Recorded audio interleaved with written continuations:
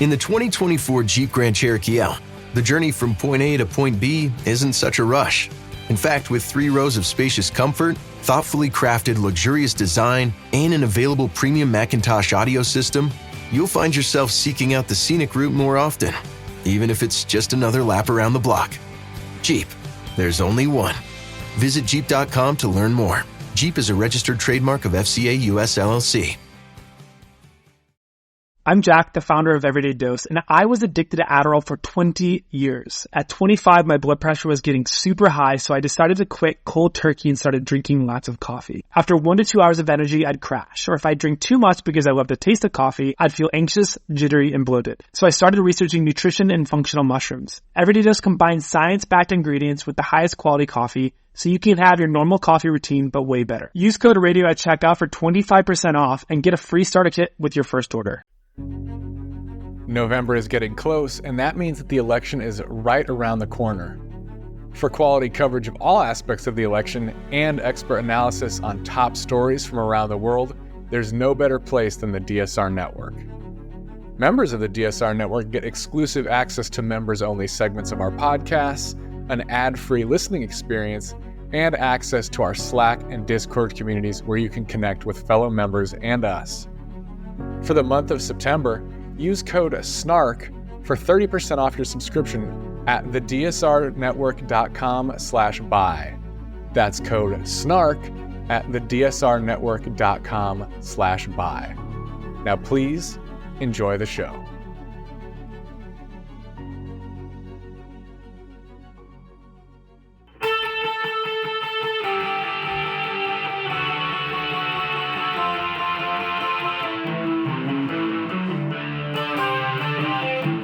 This is the Daily Blast from the New Republic, produced and presented by the DSR Network. I'm your host, Greg Sargent.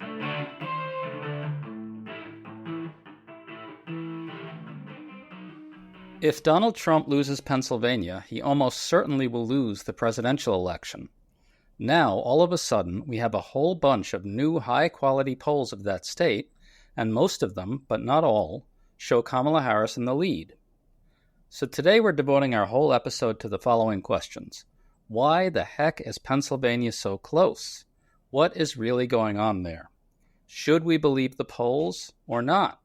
We're talking about all of this with Democratic strategist Rebecca Katz, who is from Pennsylvania herself and worked on Senator John Fetterman's victorious 2022 campaign, so she knows something about how to win in that state.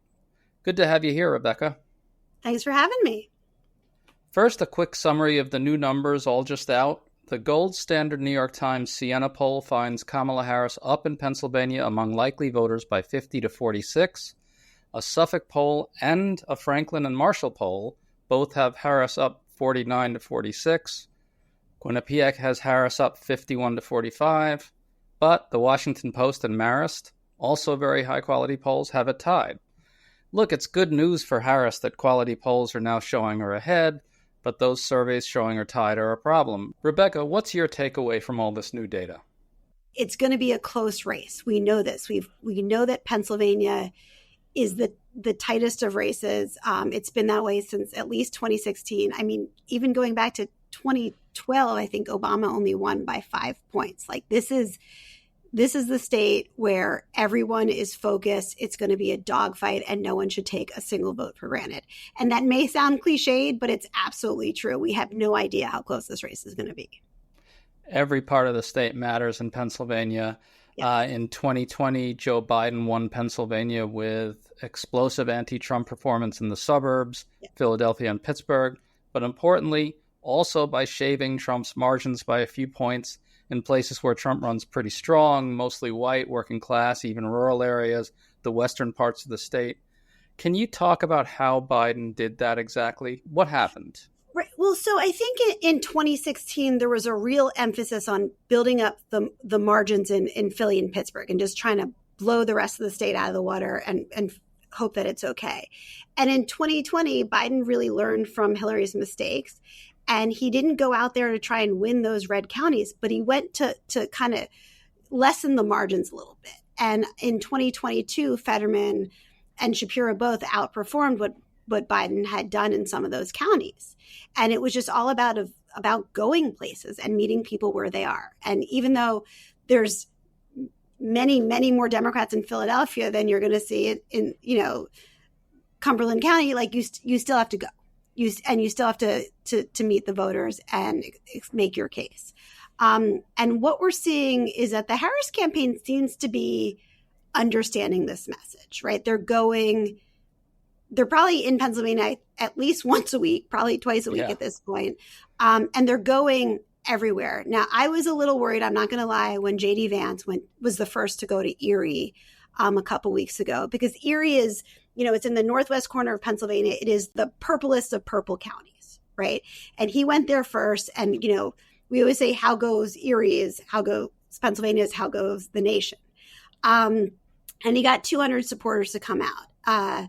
Erie is where Fetterman went that first time after he had a stroke, got 1,500 supporters coming out, and that was like a big deal. Tim Walz went there, not the top of the ticket, but he still went there to Erie. He got 2,500 people to come out in that purple county. That to me was a very good sign. Does that mean they're going to win Pennsylvania?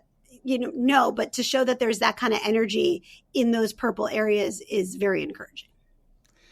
And Harris is actually going to some of these more Trumpy areas, as you mentioned. She went to Johnstown last week. Yeah. Which is, right. That's where Jack Murtha is from. It's between Harrisburg and Pittsburgh. It's not a place where a lot of Democratic candidates go, but she and actually John Fetterman went there last week. And I think really connected with some voters. And that means something. It's really interesting that you bring up Erie County, which is in the northwestern part of the state. Mm-hmm. It's an area that Biden managed to win by an incredibly tight margin. Yes. Harris is working these places, which is encouraging. And there's some numbers in the New York Times Siena poll that I think are relevant here. Again, this is a gold standard poll. It has Harris getting 35% of non-college whites in Pennsylvania. The Washington Post poll had that as well.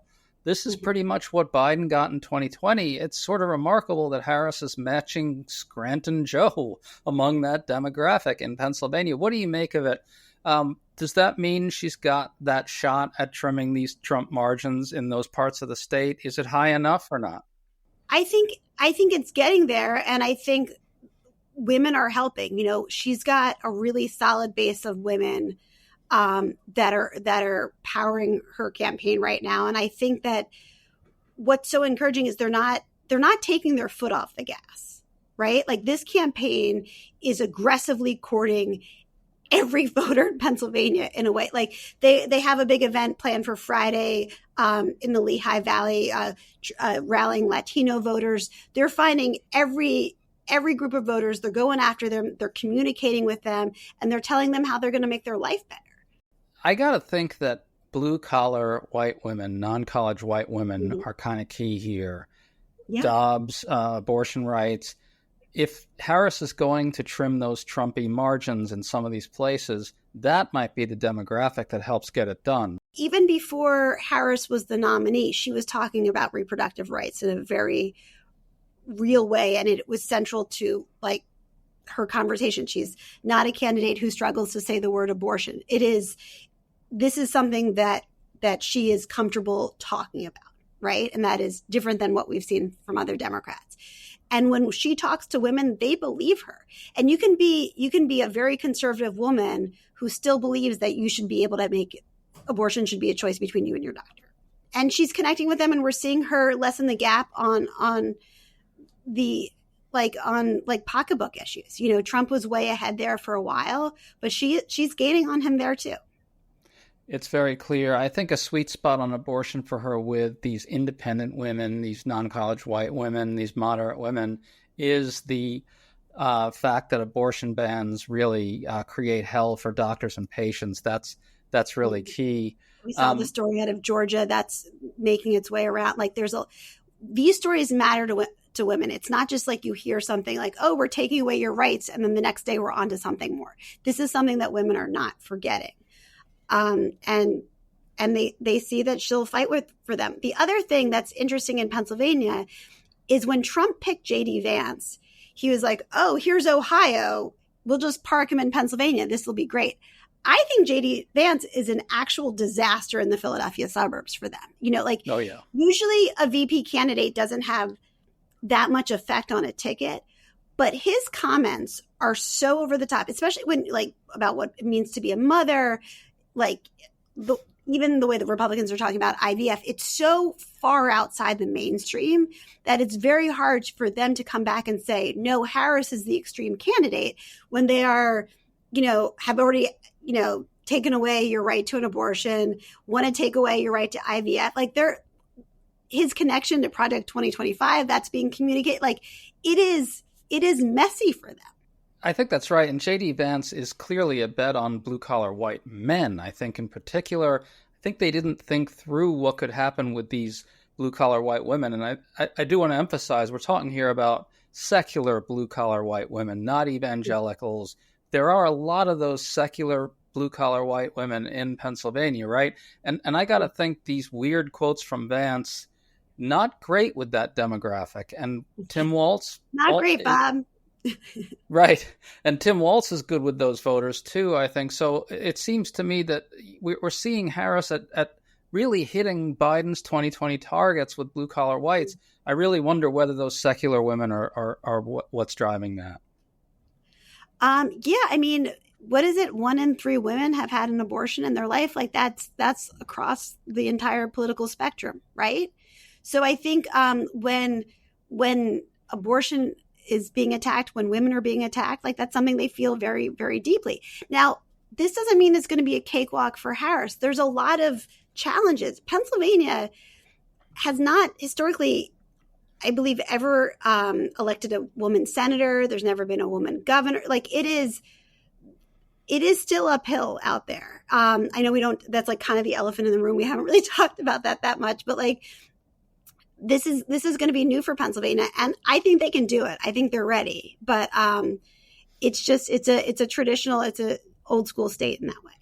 I'm Jack, the founder of Everyday Dose, and I was addicted to Adderall for 20 years. At 25, my blood pressure was getting super high, so I decided to quit cold turkey and started drinking lots of coffee. After 1 to 2 hours of energy, I'd crash. Or if I drink too much because I love the taste of coffee, I'd feel anxious, jittery, and bloated. So I started researching nutrition and functional mushrooms. Everyday Dose combines science-backed ingredients with the highest quality coffee, so you can have your normal coffee routine, but way better. Use code RADIO at checkout for 25% off and get a free starter kit with your first order. I want to go back to what you said about J.D. Vance being a disaster in the Philadelphia suburbs. Sure, let's talk about it. Well, there's some other stuff in these polls. For instance, the Times has Harris winning by a whopping 57 to 40% among Pennsylvania women. She's winning the Philadelphia suburbs by 58 to 39. We talk about the Trumpy parts of the state, and those are important, but the ingredients are there in the Philly suburbs, in the gender gap, for her to run up the vote in more Democratic areas and with more Democratic constituencies. What's your take there? What does Harris need to hit in the Philly suburbs and from female voters to win? She's doing well in the suburbs. That is, the suburbs used to be those, traditional, more liberal Republican areas. They are now getting more Democratic by the day, and they are voting in pretty large numbers. She's driving up those numbers. I think she's got one of the polls, I think the Washington Post poll, the Allegheny numbers looked a little low. That's where Pittsburgh is, and we need to bump that up. In the Philly suburbs, we need her to just be as high as humanly possible. Bucks County is a little bit more purple than some of the others. Montgomery County is usually where Democrats traditionally run up the score a good amount. But those women are paying attention and they're voting. It sure looks that way. I think 58 to 39 in the Philadelphia suburbs is a pretty good starting place.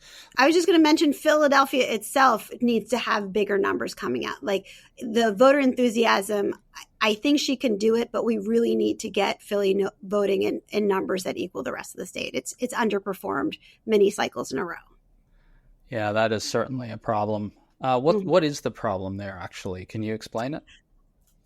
Maybe people just want to be inspired a little bit more. I think there's a lot of times where voters feel like they're being told, if you don't vote for this person, there's something wrong with you, or guilt tripping people into voting. I think Harris is out there trying to give people a reason to vote, to come to the polls and vote for her. I really do. I think it's different than what they've seen in the past. Yeah, I think so too. Can I ask though? I'm a little irritated by this tendency among Democrats to run to reporters and say over and over, "Oh, Pennsylvania is an uphill battle." I mean, of course it's of course it's challenging, but right now the polling averages show her up. Quality polls show her up. Why are Democrats going to reporters and saying we're losing in Pennsylvania? First of all, Democrats are going to always worry. After 2016, it's like constant PTSD. How can we not worry? Right? Like, and I just want to Pennsylvania is still Pennsylvania. It's never going to be like a double digit win. So we're always going to be nervous. And after what we saw Trump do in those rural counties in 2016 and come pretty close in 2020, you can't take anything for granted. So I don't know what the magic number is for Democrats to say, okay, we feel good about Pennsylvania, but I'm going to defend every single one of those people that has gone to reporters and been worried, because I am going to be worried until I see what's happening on election night. I just don't understand why they say we're losing, right? They can say it's a dogfight, it's incredibly close, it's incredibly tight, but they're actually going out and saying we're behind, and I don't understand that. I mean, I think everything is, I'm like knocking on wood as I speak to you, because I don't want to say too much, get ahead of myself. I think things are trending in the right direction, and they have to continue to trend in that direction. I think Kamala Harris killed it at the debate. I think she brought she was so good, and she gave people a clear understanding of what kind of president she would be, as opposed to what Trump put out there, right? Trump spoke to his base, and Harris spoke to everybody else. And I think you have seen in every poll since then that people overwhelmingly believe that she won the debate. She articulated a position of where she is on the issues, and it is something that people are finding themselves agreeing with. No question. The debate performance was really critical. Now, after having said that all those Democrats running to reporters saying they're behind is irritating, I will concede that it's incredibly close. In 538's polling averages, which include all the polls we mentioned earlier, Harris is up 1.4 points in Pennsylvania. Very, very tight. Can you explain what accounts for Trump's durable strength in this state in particular? I think people have really gone through some hard times. And when Trump goes to them and says, I'm going to give you a better life, they believe him. I've gone to countless focus groups over the years in many key states around the country, and basically people are drowning. The costs are going up. They don't think anyone cares about them. When Trump goes in there, he sells them a bill of goods, and they believe him, right? I think when you look at the policies of the different administrations that we will see, who will make your life better, I obviously believe that the Harris-Walz administration will make middle-class lives much better. But it's not, he just keeps telling them that it's going to be okay, and they believe him. And it's not because they're not smart or any of this stuff that some elitists will throw at them. It's because they want to believe in a better life, and he's telling them he's going to give it to them. And Harris, I think, knows this. Her campaign knows this. They are cranking immense amounts of money into economic messaging right now, which is so important. I mean, Trump is out there talking about how rich he is, and Harris, who used to work at McDonald's, is talking about being a middle class kid. And I think she's connecting with people. I think it's really resonating. I do. It looks that way to me, too. Let's talk about Dobbs for a sec. A lot of Democrats are very spooked right now by this closeness in Pennsylvania, and I think it's because they fear Trump will overperform his poll numbers there, just like in 2020, that the polls are still missing some Trump voters, particularly in a state like this one that has so many blue-collar whites in it. And yet, after Dobbs, Democrats are the ones who have been overperforming the polls, both in the 2022 midterms and in the 2023 special elections. Is there reason for optimism that maybe 2020's Trump overperformance and 2016 should not be the touchstones anymore for understanding what's happening right now? Or am I wrong? Democrats have won every single cycle since we lost in 2016, right? That is true. But we lost in 2016 without any kind of plan. And I think that is something that haunts people. I will say that post Dobbs, with Harris at the top of the ticket, I believe there's something happening that is real with women, and that I don't think pollsters have gotten at the intensity of how excited some people are to vote. I mean, one of the worst things we saw when Biden was the nominee is there was just like zero enthusiasm. Like there was no one who was like very excited to vote for Joe Biden. Right. That is not true with Harris. There are people who are very, very fired up. And I think something is happening, but it's hard to say for sure, because again, we have the PTSD from 2016 that pollsters didn't get it right. No one understood what's happening. People were embarrassed to say that they were voting for Trump out loud, right? Or we didn't find them, right? Now there's a lot of Trump voters that are very loud and proud. And it's hard to say who we're underestimating more.